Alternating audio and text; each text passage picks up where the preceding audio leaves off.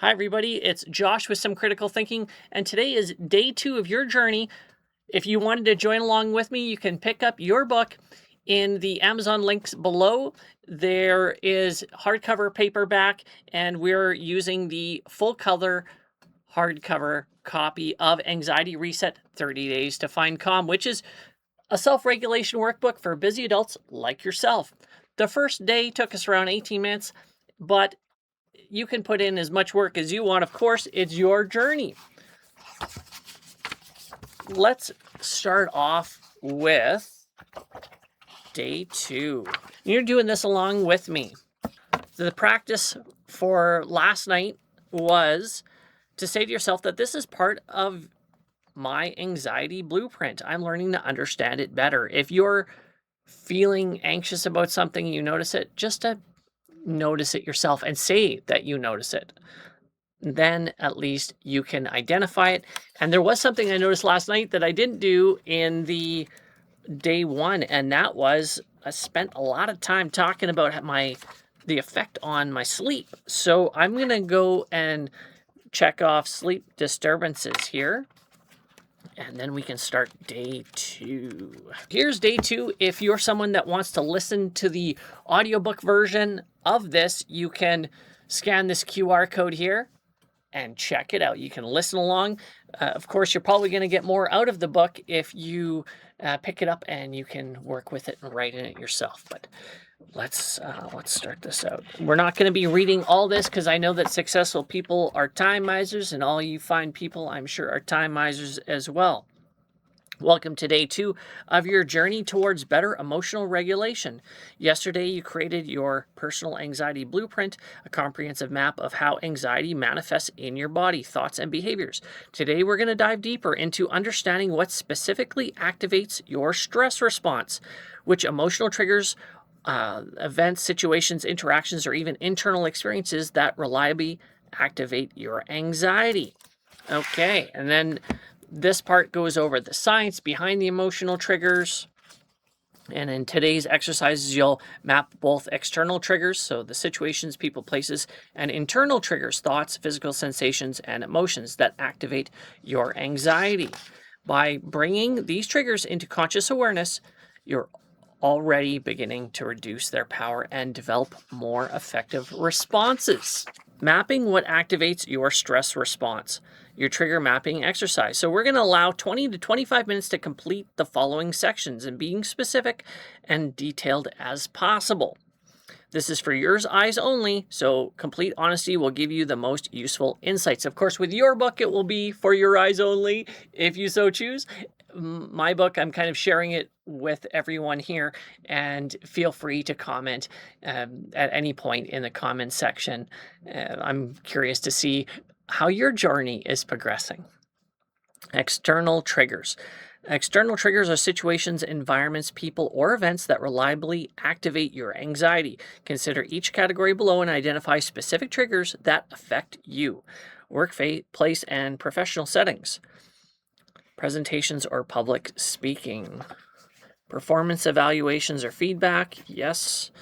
Deadlines or time pressure, yes. Multitasking or juggling competing demands, yeah, that can happen. Other things, not that I can think of right now. My specific work professional triggers are: describe in detail when my boss sends me emails marked urgent, or team meetings when I need to report on my progress. Competing demands with time pressure sensitivities. Feel free to write anywhere in this book. It's your book. There's lots of writing room in here. And we've got at the bottom of the page here, my heart is steady, and another agreement, every breath renews me. External triggers, social situations. Large gatherings, meeting new people, being the center of attention, small talk or casual conversation, social media interactions, being observed or watched, group activities or team projects, large gatherings or parties, being the center of attention. Did tons of performing when I was younger in martial arts all over the place, lots of public speaking, and it was always challenging. There's little tricks a person picks up, but yeah, I did find it challenging. What were some of the social situations that you found challenging, and how were you able to overcome it? My specific social triggers are And so new places with new people and unknown security situation. Yeah, being in martial arts, one of the things that they used to always do if I was ever going to a new environment, I would like to sit somewhere where I can see everybody in the place, kind of get a read of it. There are certain times which some places can be more dangerous than others. For instance, if you're at a bar and it's later in the night and there's lots of drunk people, I would say that that is going to up the risk level. If there's not security people there, or if there's limited access to either someone that can help you, so assets and or allies, and you don't have a regular you don't have a regular feel of the place. I would think that those unknowns make it a higher risk, and that can sometimes stress me out. And that's how I deal with it, is that I will purposefully make it so that I'm can see everybody and see what's going on and kind of get a read of the room that way. I do remember when I was younger going into places. I remember going into one place, and the bouncer just said, "Hey, we're going to refund you. It's a risk for you being in here. There's lots of gang activity in here. You need to leave." And I was gracious in accepting that offer and left promptly. Relationship triggers, conflict or potential conflict. I would say yes. Receiving criticism or feedback. Yeah, I think it depends on how it's delivered. If it's done in a calm way or not. Setting boundaries or saying no, expressing needs or desires, intimacy, perceived rejection or abandonment. Not really. It's going to be different for everybody. Relationship triggers communication that is fast, loud in movement or vocalization. I invite peace to stay, and strength grows quietly within me. Environmental triggers are situations, locations, or physical settings that reliably activate your anxiety. Consider the following categories and identify specific triggers that affect you. Loud, chaotic environments, time constraints or rushing, and crowded spaces. For me, anyway, new spaces, lots of people, unknown, lots of unknowns. Digital media triggers. Digital triggers are technology-related situations or content that reliably activate your anxiety. What are specific digital or media triggers that affect you? We're not meant for this digital world. There are so many things that access us all the time that are both controlled and not controlled in regards to digital things. And so some of these, I really like this section. Text messages or instant messages for sure. Social media content, yes. News or current events. So propaganda pushing, too many messages in waves, lack of real communication. The propaganda pushing, you'll see so much of this, and people riding the wave of the propaganda, just flag waving whatever it is at the moment. These people are not critically thinking. They're not looking at opposing sides of the story. They're not weighing out contradictions. And you just see a lot of the parroting of the same message over and over again. I allow life to slow down. It's not a bad thing, is it? It's not a bad thing. Internal triggers are thoughts, feelings, sensations, or memories that activate anxiety from within. These can be subtler and harder to identify, but they're equally important to understand. Thought patterns, comparison to others, what if scenarios, and perfectionism and expectations. When we didn't have access to the internet when I was a kid, the people that you would compare yourself to may be the most successful people in your area or within your family's reach or your communication range. But now with the internet, we're connected to everybody all over the place. We're not going into like the walled gardens and the digital walled gardens, but the ability for you to unfairly compare yourself to humans anywhere on the planet is possible now. And the internal judge, if you have one that's too powerful, can really kind of work against you there. On the other hand, you're also able to find knowledge that isn't available locally. What if scenarios? Yeah, what ifing yourself? What ifs can be negative or positive.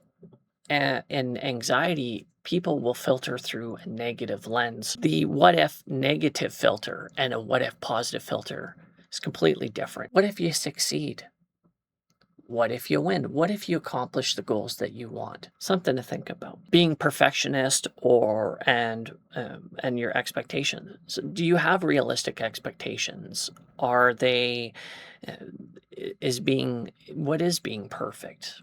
Is there perfection? And once you have that, will you be happy? And regarding this subject, what's your thoughts on it?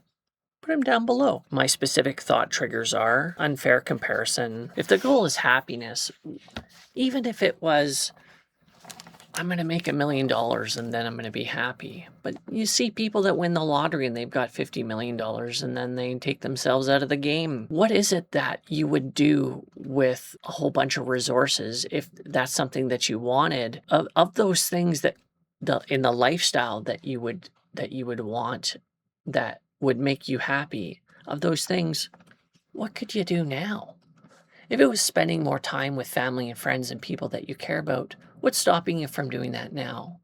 If it's going for walks outside, if it's taking time to smell the roses, if it's really caring about the little things in life, what can you do now? I allow life to slow down. Inner calm is my compass. Physical sensations, heart rate increases, definitely feel that. And that can be adrenaline, physical discomfort or pain, hunger or specific food sensations, caffeine. Yeah, caffeine. A person can feel anxiety from too much caffeine or lack of food. It's a real thing for sure. Sleep deprivation, absolutely. Emotional trigger analysis. Internal triggers can include emotional states that activate anxiety. Check all that apply to you. Overwhelm or overstimulation, uncertainty or ambiguity. It's going to be mostly to do with controllables and uncontrollables, knowing what those are, and then overwhelm or overstimulation, which would be, is there so much going on that you can't handle it? Can you take a break and step back? Trigger intensity analysis. Some triggers might produce mild anxiety, while others trigger intense reactions. Rate your top 5 to 7 triggers on a scale of 1 to 10, where 1 is mild anxiety and then 10 is intense, overwhelming anxiety. Trigger 1, we're going to go uncertainty, give that a 2. Overwhelm, 3. Peace meets me here. Looking at your triggers as a whole, what patterns or themes do you notice? Are there common elements that connect different triggers? The common themes across my triggers seem to be overload or uncontrollables. I noticed that many of my triggers involve uncertainty, time pressures. For me, there's just not enough time in the day to do all the things that I want to do or all the passions that I'd like to spend time doing. I relax into the present. Underlying needs and vulnerabilities. Our triggers often point to deep needs or vulnerabilities. For each major trigger category that affects you, consider what underlying need might be related. My work triggers might relate to a need for recognition and support. My social triggers might relate to a need for safety. Relationship triggers might relate to a need for connection and certainty. Trigger response mapping. For your 2 to 3 most significant triggers, take a moment to map out the full sequence of what typically happens. Trigger 1. Well, let's go back here. Comparison to others. Initial sensation or thought. See someone online that I think has done or been more successful than me in a particular aspect of my life.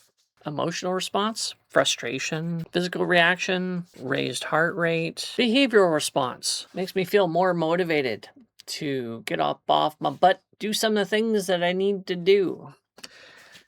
Because if I just sit around and do nothing, what's going to change? Aftermath and consequences, I'll end up spending more time doing things to pursue the goals, what my goals are. Serenity is possible for me.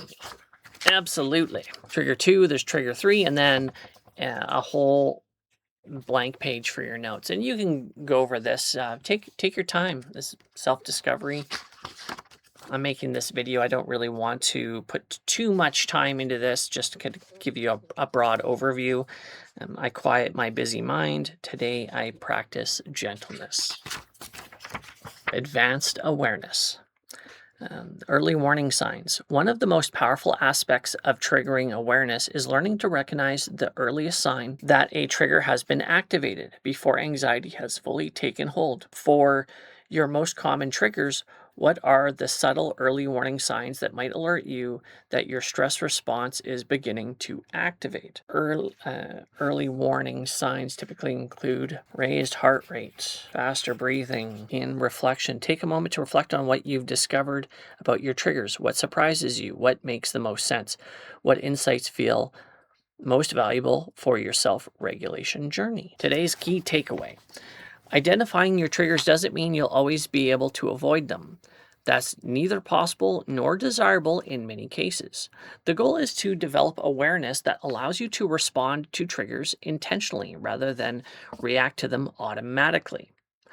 Understanding your triggers is like having a weather forecast for your emotional landscape. It doesn't prevent storms from occurring, but it does allow you to prepare appropriately, seek shelter when necessary, and know that the storm will eventually pass. What's your feelings on the exercises so far today? And we've got daily practice. Between now and tomorrow's session, I invite you to practice trigger notification. Activate your observer mind and begin a trigger journal. This is going to help you become more aware when these things happen. And then tomorrow we'll explore your crucial mind-body connection and how physical sensations influence and are influenced by your anxiety.